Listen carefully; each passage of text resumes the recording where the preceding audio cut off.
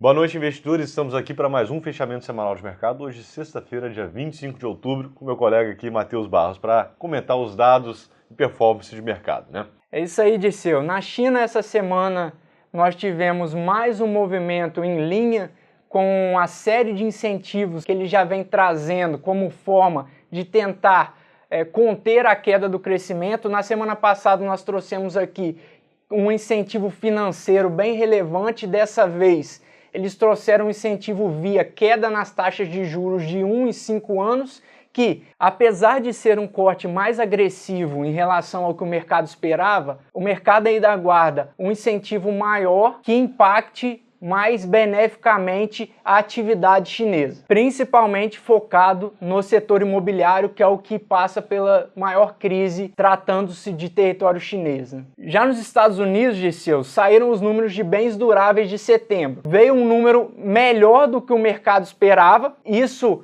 somados aos números também de PMI de manufaturas e de PMI de serviços que vieram mostrando uma prévia de atividade melhor do que o mercado esperava, corroboram com um crescimento ainda estável por lá. Lembrando que, Dirceu, havia uma expectativa do mercado de uma economia americana em desaceleração e todos os dados que nós estamos acompanhando corroboram com o contrário. Então, uma expectativa de crescimento na atividade por volta aí de 3% nos Estados Unidos é realmente muita coisa, né, Dirceu? E como você vê que o mercado vai reagir a isso, Dirceu?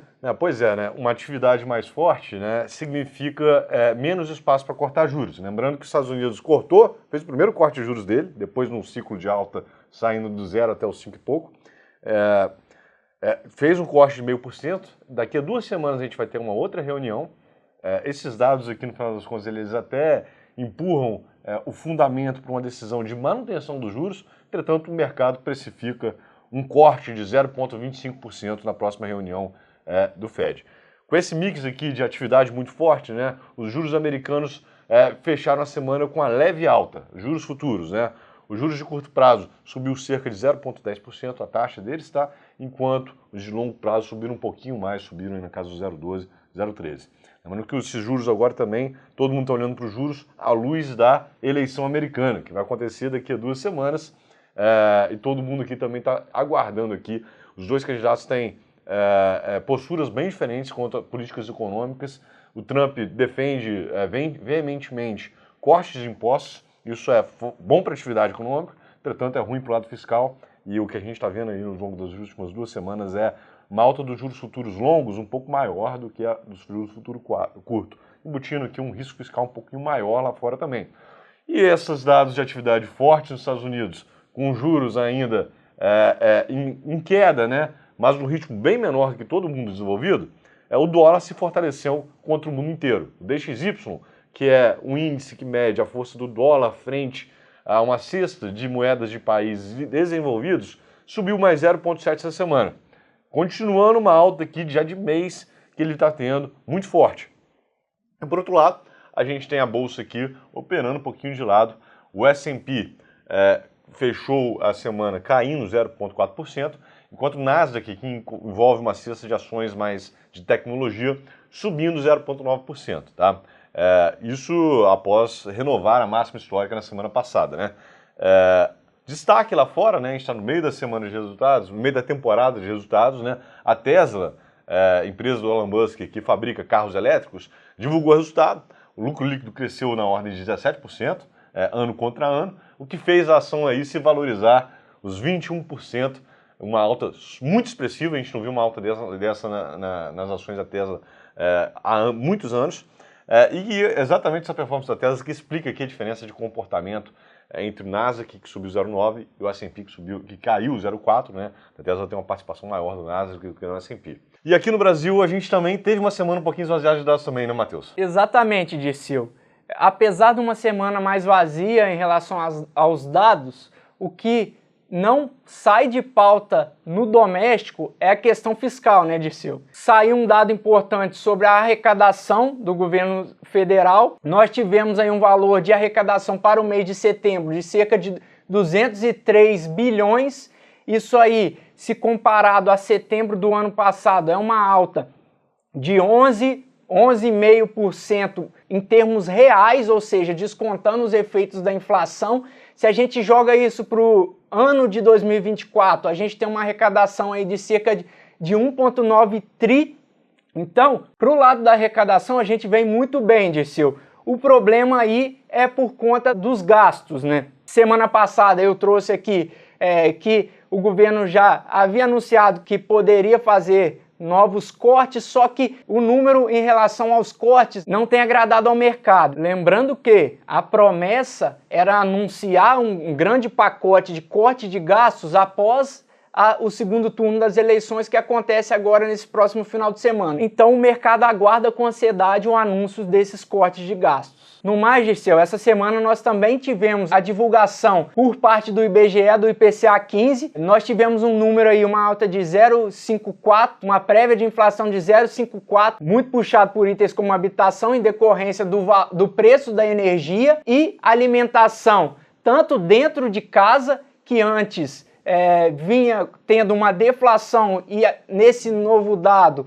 mostra que também acelerou também uma inflação, e alimentação fora de casa com itens como contrafilé, café e leite longa-vida sendo os destaques aí na contribuição positiva para esse cenário inflacionário.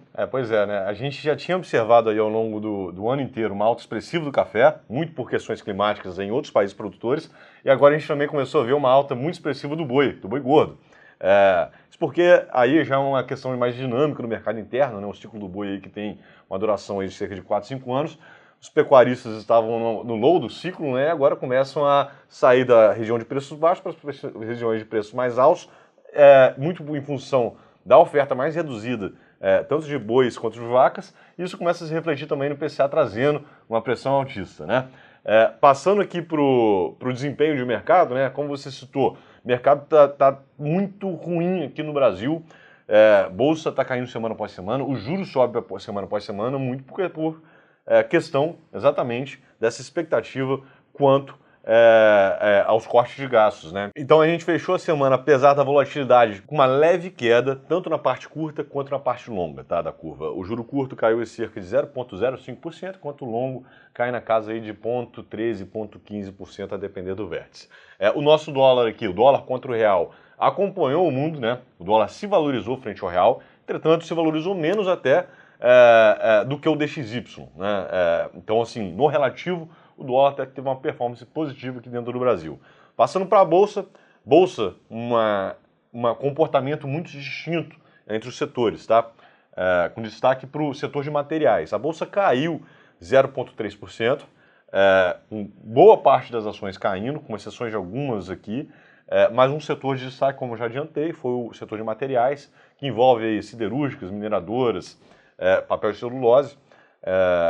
A gente teve divulgação de resultado da Usiminas, a gente teve divulgação de resultado da Vale e da Suzano, todas elas aqui com resultados muito acima da expectativa, o que refletiu numa performance muito boa delas. O IMAT subiu como um todo 1,8% na semana, enquanto a Vale, que é a maior empresa do setor, subiu 2,3%, a Suzano está fechando a semana aqui subindo 7%, e a Usiminas está fechando a semana subindo 9%. Então, assim, foram elas que ajudaram ao Ibov ter uma queda menor do que o número está refletindo.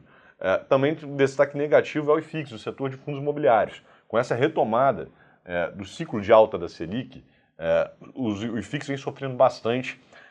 Só essa semana caiu 1,7%, o que a lógica dita que deveria cair menos do que a Bolsa, a regrinha de bolsa, né? A volatilidade do IFIX é menor. Entretanto, a performance do IFIX aí ao longo do último mês, dos últimos 2 meses, está sendo bem negativa. Essa semana não foi diferente, caiu bastante, tá? Se a gente teve uma semana vazia essa semana e na semana anterior também, na semana que vem a gente vai ter bastante dados saindo e muito dado importante, tá? O foco aí principalmente nos dados de atividade econômica nos Estados Unidos, inflação nos Estados Unidos, e nos dados de arrecadação e despesas aqui no Brasil relacionados ao fiscal, né? A gente começa a semana na terça-feira com JOLTS, que são vagas em aberto nos Estados Unidos, tá? A gente vai para quarta-feira com divulgação de PIB na Alemanha, na zona do euro, no México, divulgação do PCE. PCE é um dado de inflação ao consumidor que o Banco Central americano mais acompanha. PCE nos Estados Unidos na quarta-feira também. A gente tem CAGED aqui no Brasil, dados do mercado de trabalho, Tem inflação produtora aqui no Brasil também. Tem decisão de juros no Japão e PMI de serviço e manufatura nos Estados Unidos também. Então isso tudo só na quarta-feira, tá, pessoal? Mais dado na quarta-feira do que saiu nas últimas 2 semanas. Só que não para por aí. Na quinta-feira a gente vai ter taxa de desemprego nos Estados Unidos e no Brasil. A gente vai ter déficit nominal e primário aqui no Brasil. Esse número super importante acompanhar. A gente vai ter produção industrial aqui no Brasil e para fechar a semana na sexta-feira a gente vai ter payroll, que também é dado de mercado de trabalho nos Estados Unidos. Então a semana vai estar muito recheada e, como de tradição, a gente vai estar aqui de novo para trazer atualização para vocês. Um forte abraço. Forte abraço, bom final de semana.